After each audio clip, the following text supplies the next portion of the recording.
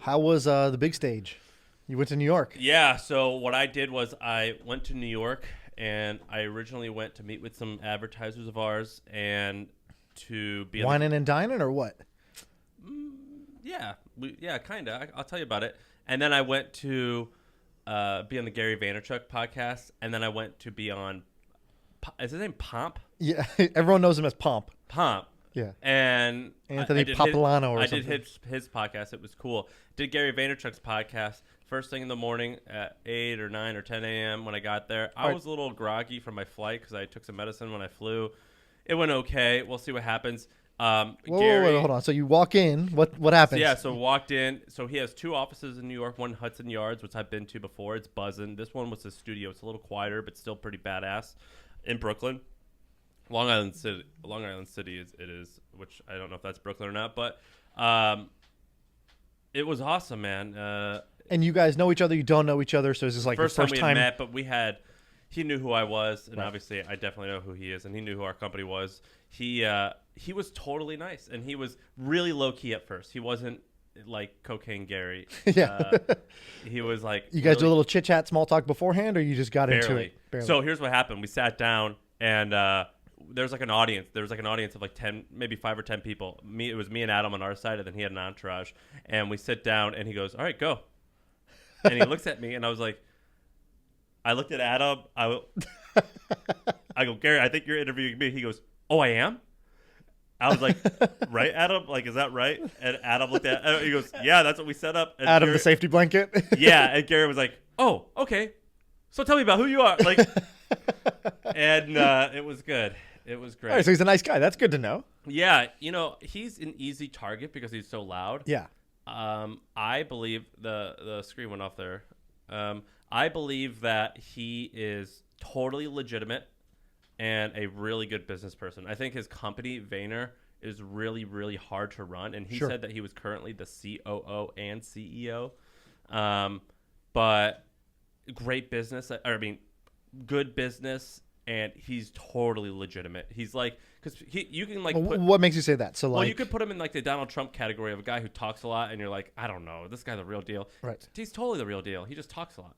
But what were the little tidbits that gave you that impression, right? Because I believe that. I'm not saying you're lying. So but whenever I go to these offices, I ask them. I go, "So how do you like working here?" I always ask employees. I ask the front desk. I go, "What's and you can kind of tell if they actually like it." Yeah. And when he has 800 employees, so and the office space was really expensive real estate. There was really nice furniture. Everything was set up professionally. It's a real business, right? So you could tell what's legitimate and what isn't once you go in there. In this Hudson Yards office, they had Vayner Media water, bottled water. The office was buzzing. Everyone had nice computers. It wasn't. It's not a startup. Right. Felt like a legit operation. Totally, 100%. And kudos to him, man. He's talented. And you did the podcast. Rate your performance. I gave myself a C+. Okay. And then because I was, I hadn't done any reps that day. Like I did a podcast later that day, and I had a rep. You were firing. Yeah, and I was like, all right, I'm on it. It just fell a little flat, but Adam and his people said it was one of their favorite ones they've ever done. And do you have a little prep routine you would do let's say before you get on stage, before you do an interview? How do you, switch the light on? Yeah, well, I typically will you know how it is. Like when we're doing this thing, I was in a shitty mood a minute ago, and then these lights turned on, and you're like, all right, I gotta gotta snap out of it. What I do is I talk to the receptionist, or I'll talk to the Uber driver, just to start getting get out of your words, head. Yeah, get my words going and get in a better, happier mood. Yeah, and that's usually what I do. Okay.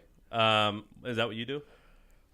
No, like everything, I try to study and come up with a framework for how to do it and a technique. And so I picked up two things. So I picked up one from Conor McGregor, I was watching this documentary of him. You talk with a pencil in your mouth. Pen in your mouth, yeah. So I tried it, and it actually works fantastic. So basically, you take a pencil or a pen, you hold it sort of horizontal sideways, you bite on it, so it's in your mouth, sort of going out past your cheeks, and then you just talk for 1 minute. And what happens is because the pencil's there and your mouth's in this awkward position, your tongue has to really work to like flick over and under this thing to get to the spots it usually goes to.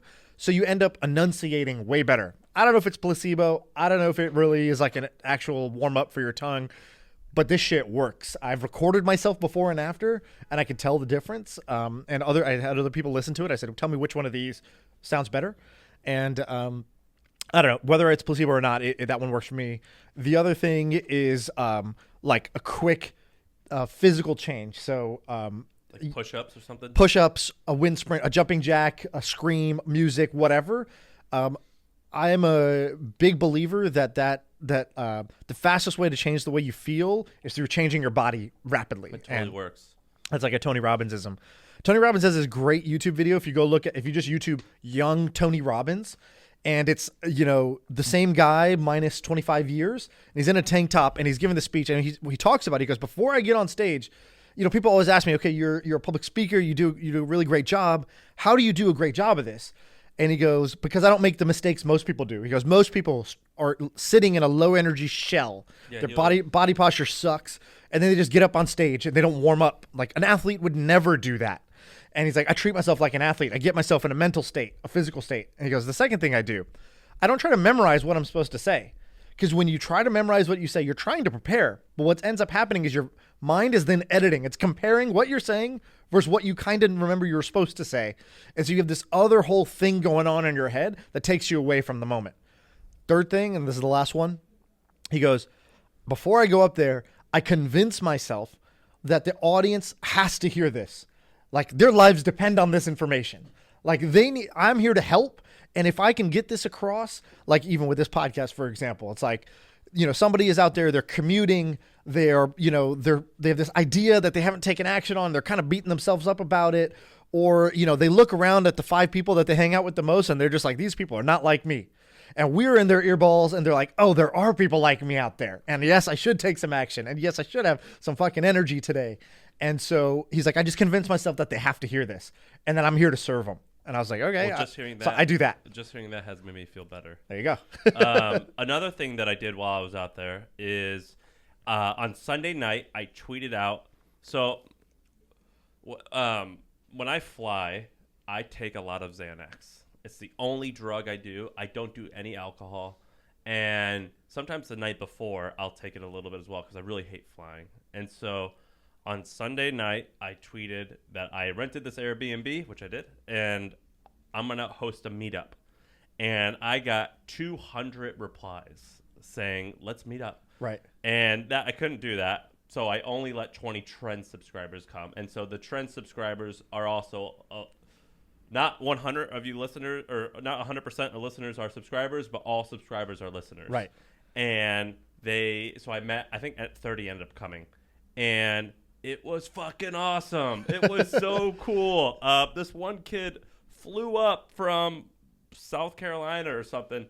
And I tweeted this on, the meetup was Monday night. I tweeted this on Sunday night. Yeah. There was no preparation. Like we did, me and Adam landed and on Monday morning we went to the Mexican place next door and said, hey, can you bring over enough tacos for 20 people? Here's $200 or $300 and go buy us some beer and we'll pay you more money. And that's all we did. And it was awesome. Yeah. These people are fucking fanatical. It is crazy. It's nuts. It's really odd. Who was the most interesting person? So many interesting people. There was this one guy, I forget his name. Maybe he's listening. He was the eldest guy there, which is not old, but in his 50s or 40s. And he builds custom electric cars. And through the Trends group sold 50 cars. Just another custom electric cars. Yeah, what does that mean? Like he was making they took a Prius or they took Ford. No, whatever. they took like some type of pickup truck and made it an electric delivery van. Oh wow! For a cannabis company in LA. Because who else did I meet? I mean, I met all types of people. One guy who sells fake boobs for a living. So he sells his name. Tell me more. Fairchild. Did this guy ever talk to you on Twitter? No, his name's Fairchild. Hunter Oh, Fairchild. Hunter. Yeah. I see this guy on my Twitter all the time. Yeah, his He boss. sells fake boobs for a living. Yeah, his boss invented like a better. Dude, what's in his fake bio? titty. Because I've looked at this guy's bio, and he's not advertising this. So let's No, it was let's awesome. see what we're He putting was Hunter telling on me blast. it was me and this girl Aditi were just sitting down, and Hunter came, and we were just shooting the shit. And we were like, Hunter, what do you do? And this woman Aditi, she's nice. I met her before. We were just sitting there, and he's like, well, I sell breast implants, and we were like, what? And we just started talking. I was like, so do you have like a woman who comes with you and like shows the buyers, like you need like sales brochures, like how do you show that your boobs are the best? And he was just like walking through this whole process. It was crazy. I had never heard of such a thing. Yeah, me neither. But of course, He came up from Virginia for this. that's great. All right, cool. So you can do more of that, or what? Well, you and I need to do more. So what we can do is New York, that we could get we could have gotten 200 people. Yeah. So we can do one in New York. I think ACAST or whatever we use tells us where people are. Right. We got to go to Canada. We got to go to Utah. When we shouted out Utah that I know. time, I still get more. dude, all the time. number of these friendly ass Utah, citizens, whatever they're called, Utahns, reach out all the time like, hey, when you guys are here, I got you. So maybe like And it feels good to be taken care of like that. it does. It feels great. Maybe Great hospitality. What month is it? February? Yeah. When you End of February. we should do a thing where we could try to hit up like 3 cities in 5 days. Right.